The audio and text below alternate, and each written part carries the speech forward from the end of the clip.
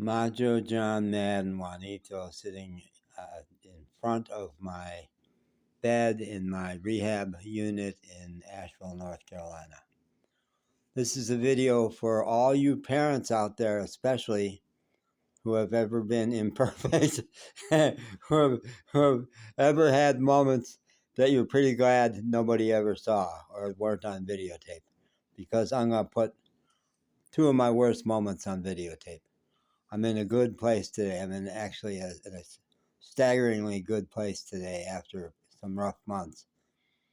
The way I described it to some friends this morning was I've got my groove back. I do. I'm not physically whole by any means, but I'm mentally good.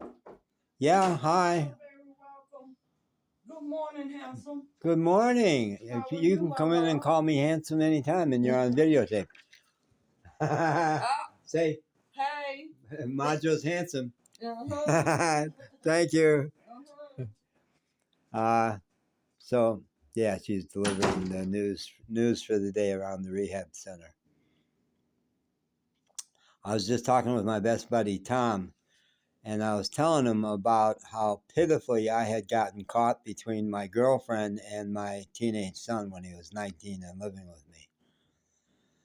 And the call broke off. I didn't have a chance to tell him the stories, but I want to commit to video my two most heinous sins as a father, the way I let my son down so tragically and desperately. And I've apologized to him like crazy. I've been doing nothing but apologizing to him for several years, and he still won't let me back in his life. But I don't think I've ever specifically said these stories, which he certainly remembers. And he won't watch this, but it's for us who have ever been imperfect parents. So we got our divorce, which was a much needed divorce, after we had already adopted as a last ditch attempt to save a marriage. You know, a lot of people have done that. We adopted because she wasn't getting pregnant, and we thought that a child would fix us, which certainly could not. And so our son was 2. I'm not going to use his name here. Our son was 2 when we split up, and we had the illusion that it was easier on him that way. And other people would even say that. Well, he does basically, he's too young to know. Yeah, that's bullshit. He knew that his dad wasn't coming home. For part of the first few years, we were just a couple of blocks apart, and he spent half of every week with each of us, which was a pretty good situation. But he very adaptively, when he was with her, I was out. I had nothing. He wouldn't talk to me on the phone. I did not exist. And vice versa when he was with me half of each week. But it was devastating. It was only in the summer of 21, I spent the whole summer in Louisville, Kentucky, where he lives, trying to get back with him, doing everything I could to pitch to him, to no avail. And it was during that summer that I really faced how painful that was for him, how painful to have his dad not coming home. And he worshipped me. He adored me till like age 18. And I'm going to tell a couple of stories from when he finally, his best friend said to me, "You were the best dad ever." But the word he left out was absentee. I was the best absentee dad ever. And a lot of that time was long distance. I was in Chicago and he was in Louisville.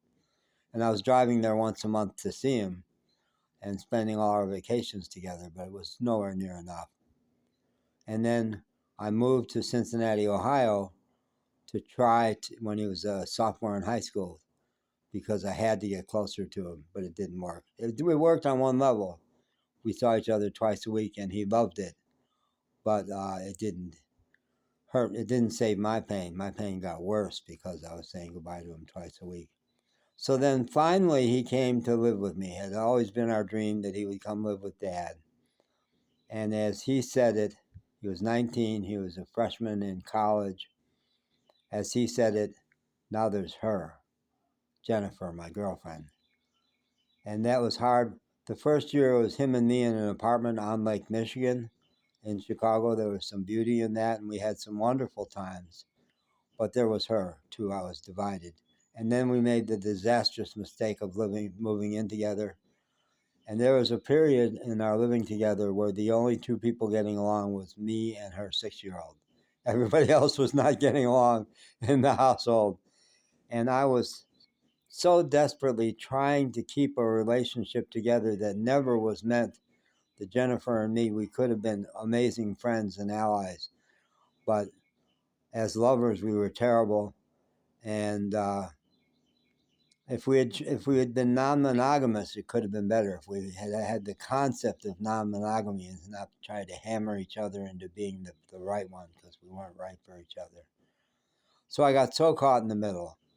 And as I was so caught in the middle and the four of us were living together, I want to describe the worst two things I did.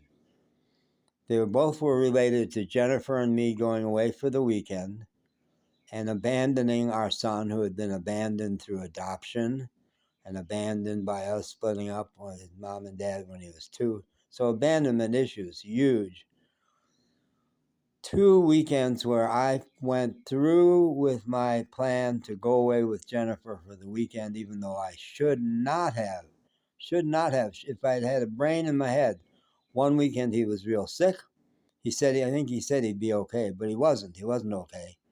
It was terrible. And I abandoned him. I was gone for the weekend. The other weekend, he had to fly home to Louisville. He had to take himself to the airport, not to O'Hare, to the one on the south side of Chicago. Had a total collision, destroyed his car on the way to the airport, almost got killed. His windshield was crushed. Had to get his car to the junkyard, himself to the airport by himself as a 19-year-old, no dad. Top that, huh? Parents out there, what do you got that can top those two? Let me know. Put a comment. What can top those two? Yeah, I did that. Bad dad. There's no way to get around. They're terrible. They were really terrible. Very, very, very bad errors in judgment and very much an abandoning of my son and left him in a terrible, just, he's got a right. Do you agree he's got a right to be mad about those two things? Yeah, he does. And I'm shaking, my hand is shaking, not just because of that, but because I'm wrestling with a physical condition that causes that. But there it is.